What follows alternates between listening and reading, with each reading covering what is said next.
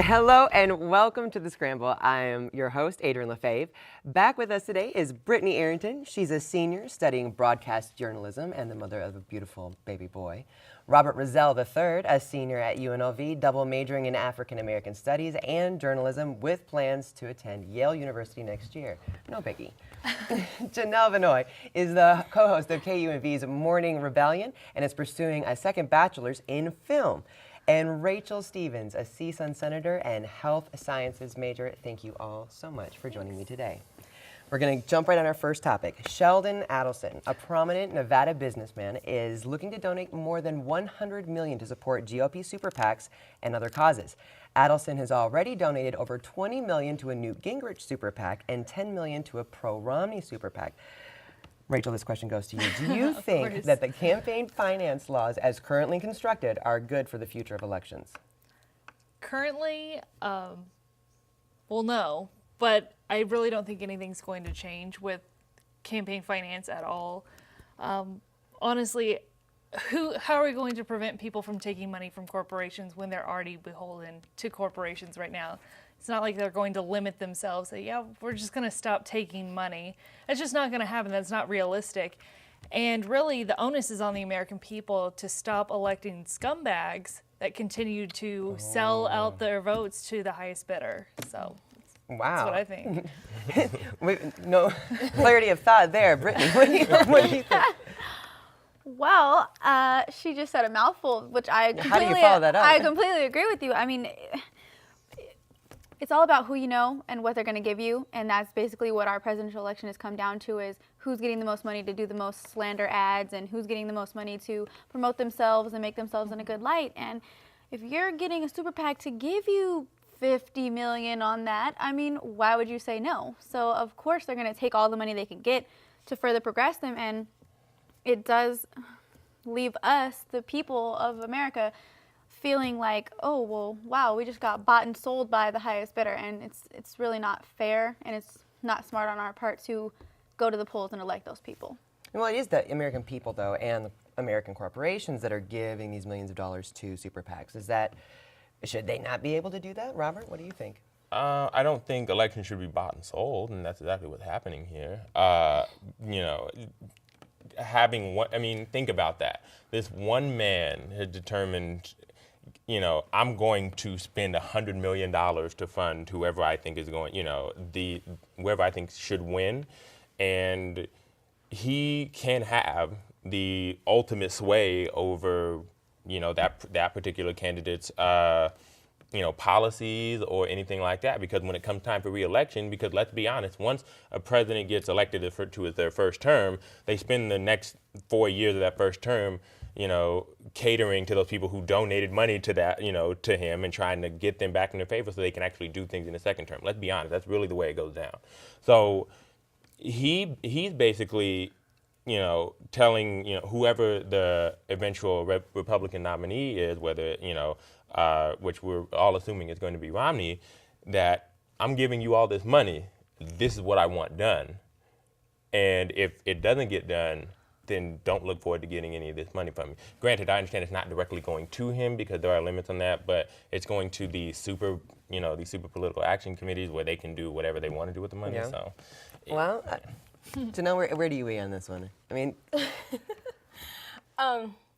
first I was trying to understand about the campaign finance laws. I'm not even gonna lie. I was trying to understand it. I was trying to get it, and after we talked about it off air, I'm with agreements on Rachel on this. I don't think it's going to change. And even with what Robert's saying, it is to the highest bidder. You buying and selling your election just right then and there. And once you get elected, you're trying to satisfy the person who gave you the most money towards your campaign. It's not even about the people. It's about this person that gave you all their money in order for you to win. Point blank, period. so you really do think, Brittany, go ahead. I was just going to say that the rich want to stay rich, so of course they're going to vote and donate their money to the person who's going to help them stay rich, stay that way, and that's just how it is. And it's sad that we have to based our, how we run campaigns and elections in America on who's going to give us the most money. I just can't believe that this would come down to. This is That's never going to change. I know. And That's it's so okay sad. if people want to stay rich. I mean, that's their prerogative. I mean, does anybody want to stay poor? No, of But course at not. the same time, I mean, Sheldon Adelson, God bless him, he can do whatever he wants with his own money. But we have a lot of politicians that have no integrity, and they will be bought by whoever. And I mean, a lot of these business owners, and I'm not specifically saying Sheldon Adelson, Right. but a lot of these other people that come around trying to buy people off, they don't have the best intentions for the American public. So until we get people that have integrity and put those people in. Is there no one with integrity? I mean, the fact of the matter is elections are very Right. They're expensive. malicious. So how can that be changed? I mean, if we're dealing with whether or not to enact laws that are going to deal with how much money I or my business can give to a super PAC that may or may not agree with the ideologies of a certain party, where is the reform need to be made? Where do you make the change? You can't do it because where's the checks and balances to make sure these laws are upheld when everyone is bought and sold by somebody else? You just have to elect people with integrity, and until that happens, you won't have any way to enforce any of these laws. This is one of those situations where this is why people don't believe in voting. Because when they hear and read stories like this makes them feel like their vote doesn't count. And this is why a lot of things happen, like with the Bush election. Obviously a lot of people didn't go out and vote because they did not believe their vote's going to count. And even with the past election with Obama, a lot of people did not believe in it because they didn't think any changes were going to happen because of what's going on. And when you, like I said, when you hear stuff like this, it makes you think twice about who you're actually catering to, or Democrat, Republicans, period. You're sitting here thinking, do I really want to trust this candidate? Because I'm reading stuff like this. Is he a pawn in this person's game who's donating money to his campaign or to the super PAC? It's just so hard to sit up here and really believe. How does someone with integrity then get the airtime, get the publicity to do something? I mean, if it takes money to get prominent, to get in the media, to they got get your a name good out media there. team. They have a good team behind them: publicists, speechwriters, people that organize the campaigns. And it takes money. it takes money, Yeah, it exactly. takes So it money. makes you go back and you think, because it all trickles down. You think about this stuff. So we just need a lot of volunteers with lots of integrity You to. need to have the Is that what American we- people Right. change. Well, American yeah. people have to become smarter, more informed voters. Anybody with integrity, it's just, oh, they're not electable. Oh, they're crazy. So until the American people wise up, this is going to just keep How do happening. you make electing a public official appealing to us? Here we are discussing how little faith we have in electing people who are going to make big decisions about our lives. How do we get informed? What do you do about that? You just read and read and read as much as you can. I mean, that's what it's going to come down to. And you don't read, with the internet, there's so much misinformation out there. You stay away from blog. You try and find the most trusted news sources you can, and you don't just read one news source. You read 5. You read 6. That takes a you read lot of 8. effort. You know what? Being a democracy takes a lot of effort. Well, it's not something that got a good it's point not there. something that you can just wake up, watch one thing, and say, "Oh, that's the way it goes," and so that's what I'm going to do. It does. You can't do it that way. It takes a lot of work. Being an informed citizen is not something you can just sit on the couch and lean back like this and think everything's going to be handed to you. It's not. You have to look into this stuff for yourself. So we need to and be leave informed. campaign finance alone, and we need to go start a movement to get people to go out and start learning some things for themselves. All right, we're going to have to take a short break. Stay with us, and we'll be right back.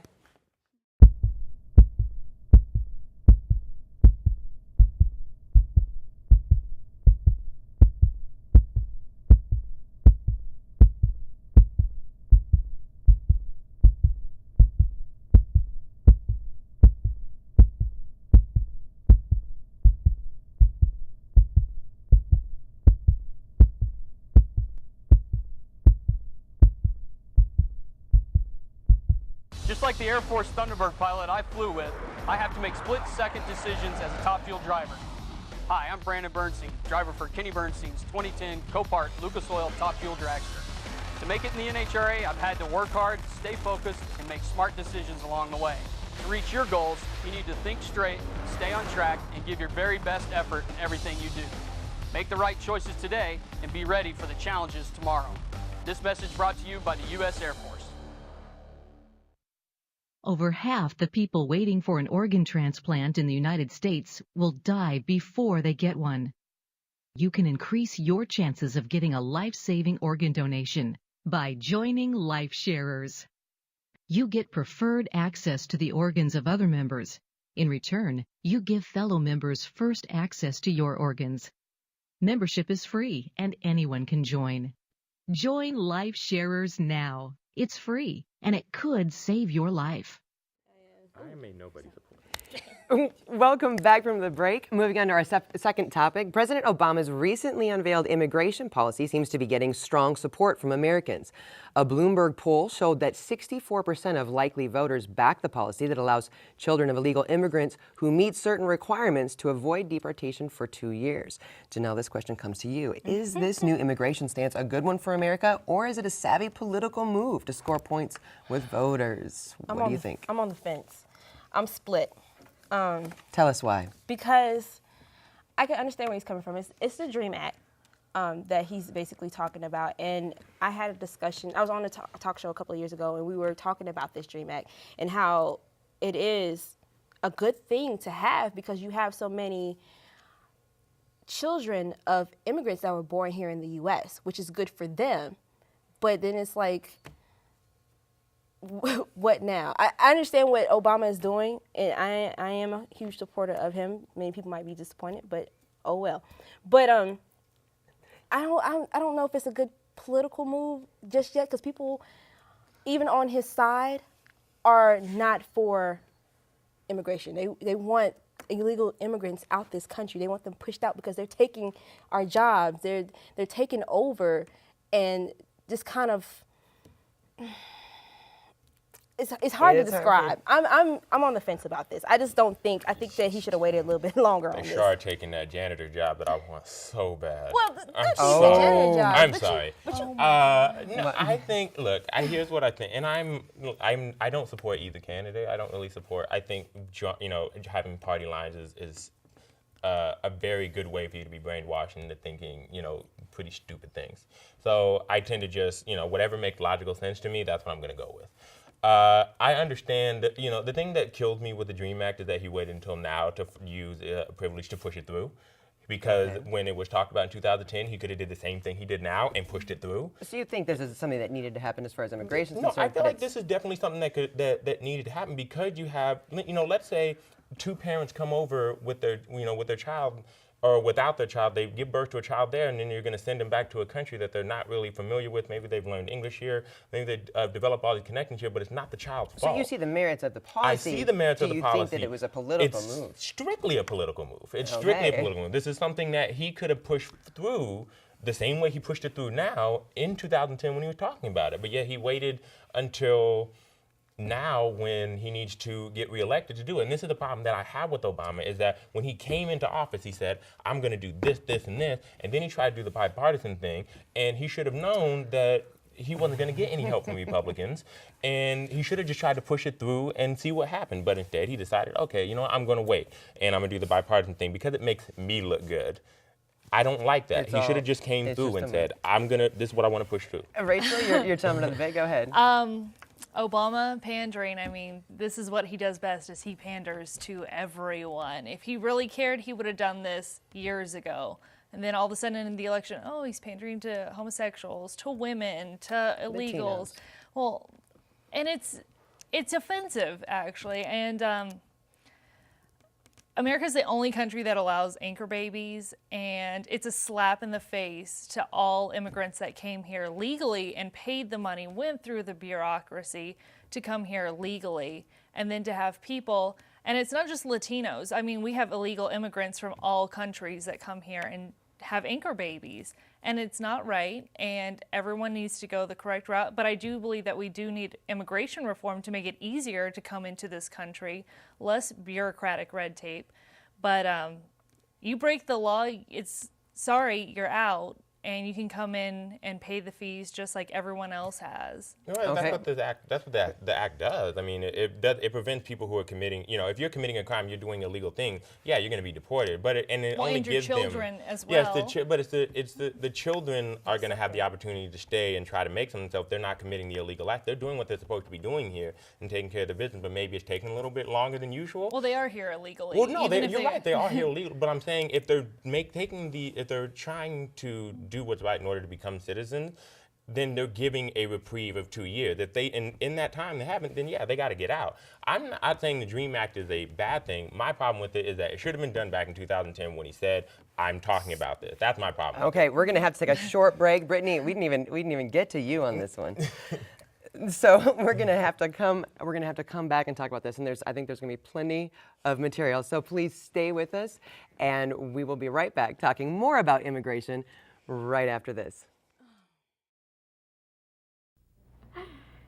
Everyone is a story. Everyone. He passed away last year. It was hard at first when I found out how sick he was. The doctor suggested hospice care at home. He came home, and that was wonderful. And the hospice helped a great deal. They were there whenever we needed them. They helped me take care of him. I didn't know. I didn't know where to start, what to do, what his needs were going to be. As the illness got worse and worse, they were there with help and suggestions and just how to do it, how to cope with it. They made his last months comfortable, pain-free, which was a blessing. We were able to find some joy till the very end.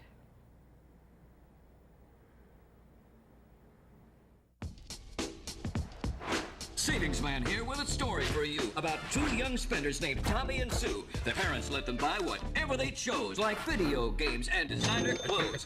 As they grew older, they spent all their pay on fancy cars, houses, 2 lattes a day. They lived in the moment, never saving a dime. When they tried to retire, they'd run out of time. Working forever is Tom and Sue's fate, so choose to save now before it's too late.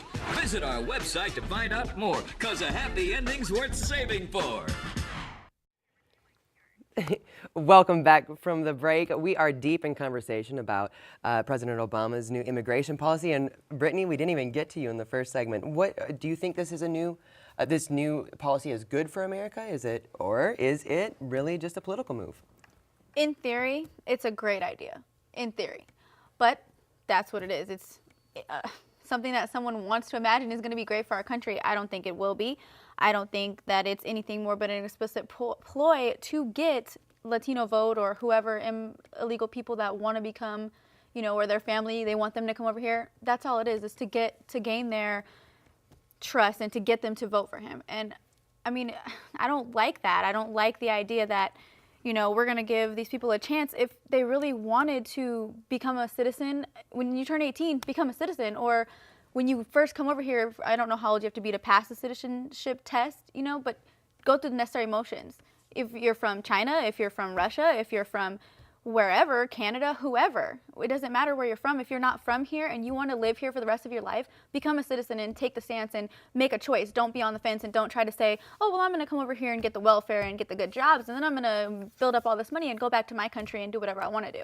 If you want to be saying the good jobs, because they definitely don't take good jobs. Let's just. Chinese people are very intelligent, and I'm sure they can obtain a good job. But here's the thing: they're also well educated, and they come over, and the majority of them are not illegal immigrants. We're talking about illegal immigrants, and majority of the time we're talking about illegal immigrants. We're talking about Hispanics and Latinos. That's what we're talking about. Let's be honest when we come down to it. That's what we're talking about. I'm just generalizing it to every broad spectrum. That's what I'm saying. Not necessarily a good job, but a job in general. I know lots of people on the street that don't have a job that are American citizens that can't get a job because the motions you have to go through, you have to have a residence, you have to be clean, you have to have clothes, but you can't get that when you're homeless. Are you saying then that there should be this instant deportation going on?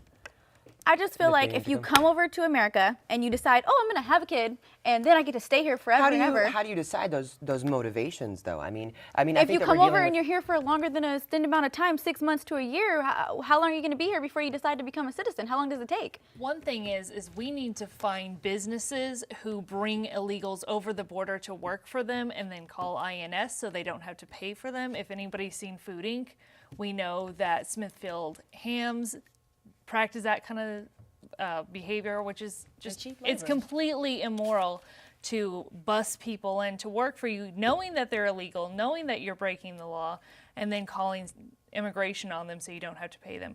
We need to find businesses that are going around our labor laws and, you know, purposely breaking our laws to bring illegals in, because, you know, just because you're illegal doesn't mean you're bad or evil or anything like that. Right. So, I mean, we need immigration reform. We need people that are coming in here illegally and they know what they're doing to not do that anymore. And so you think a lot of the reform has to do with large companies that are knowingly exploiting? absolutely. Because they're The cheap one of- labor for these. A lot of these big, huge corporations, they bring over these illegals because they're cheap labor. They're able to pay them under the table without having to worry about the backlash of it. And then on top of that, these illegals that come over here, I don't think a lot of people realize how much it costs to go through the process of actually becoming a U.S. citizen. It's very expensive, and that's why a lot of these illegals do not go through this process. My bad. I'm sorry about that. Go through this process because they cannot afford it. So therefore, that's why they work under the table. And then hotels, corporations, even side businesses, they pay these illegals under the table, not having to worry about the taxes or the backlash or all this good stuff. And I agree with Rachel on this. We should go after these big corporations, but it's not going to happen. What about right now? Like Robert mentioned earlier, why did we wait until now instead of in 2010? Is this exactly is this what a he good said. It's step? the political season. Yeah, it's it's a campaign stunt. season. Force Yeah, him. it's strictly political ploy. I mean, there, you know, there are some things that he has been able to, you know, that the president's been able to put together that have made sense to me, and then there are things that I look at like this, and I go, I don't understand why you would wait until, you know, well, I understand why, but I don't understand in your frame of mind. You're trying to do the best job you can. People are attacking you from every angle. I'm gonna hold things in my pocket until it gets down to election time, and then I can pull these things out of my pocket, and it makes me look better, so I can get 4 more years. It's to me, if that's what becoming president is today, it's a terrible look. All right, we're going to have to take another short break. We're a little bit split on this one, but please stay with us. When we come back, we'll be talking about the Supreme Court. We'll be right back. There comes a time in life when you need government information. And you just don't know which way to turn. Well, there's a place you can go to put an end to your frustration. It's a site that everyone should learn.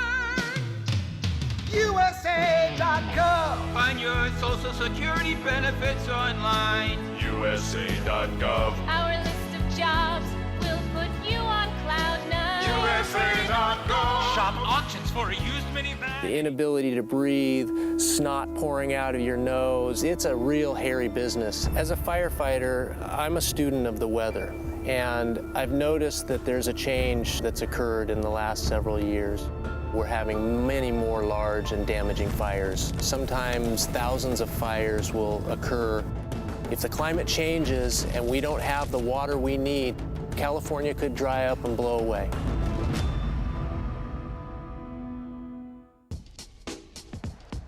Savings Man here with a story for you about 2 young spenders named Tommy and Sue. Their parents let them buy whatever they chose, like video games and designer clothes. As they grew older, they spent all their pay on fancy cars, houses, 2 lattes a day. They lived in the moment, never saving a dime. When they tried to retire, they'd run out of time. Working forever is Tom and Sue's fate, so choose to save now before it's too late. Visit our website to find out more, 'cause a happy ending's worth saving for. Welcome back from the break. We're going to have to save the Supreme Court for another episode. Right now, we're moving on to immunizations. More and more parents are putting their children on shot-limiting schedules. Researchers in Oregon have said that this is due to parents questioning the safety of vaccines, worrying about their children having too many shots at once, or simply not wanting their children to be in pain.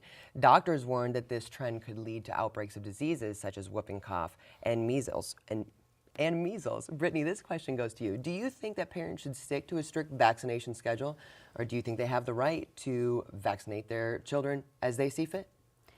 They, first off, absolutely have the right to do whatever they see fit for their personal child. However, when it affects the well-being of other children in their class, around them, in their society, at the park, whatever, I feel that there's a schedule for a reason. You need these shots when you need them at this time, because maybe this shot wore off and it's helping to introduce it to your system to keep you from being sick.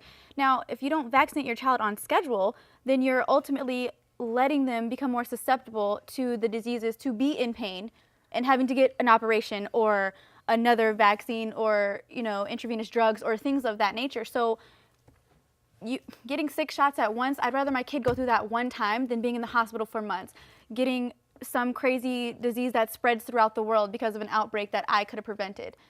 I just don't feel that not getting your kid a shot because, ow, it hurt me, is a good enough reason to take away from other children and other people's parents that could lose a child because of this. Maybe they don't have a strong immune system like your child. Maybe they're not, they're not from here or something, and they catch something quite easily that you might not catch. So you, as a parent, you have decided it's best to stay on a strict schedule as far as vaccinating.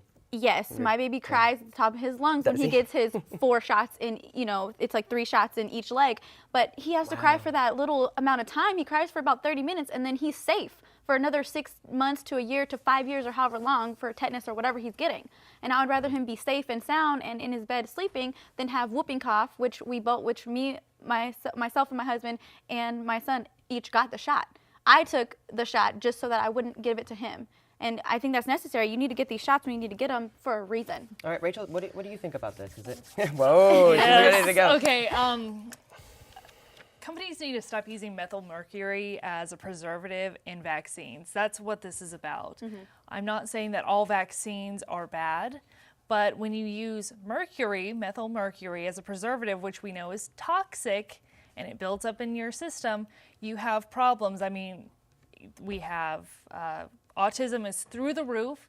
Is there a correlation? I don't know, but I do know that vaccination schedules, when I was born in '87, I had maybe 5 shots as a newborn, and I have a 6-year-old and an 8-year-old brother and sister at home, not my own children, but I know from experience with them, there's way more than 10 shots that they get their first year.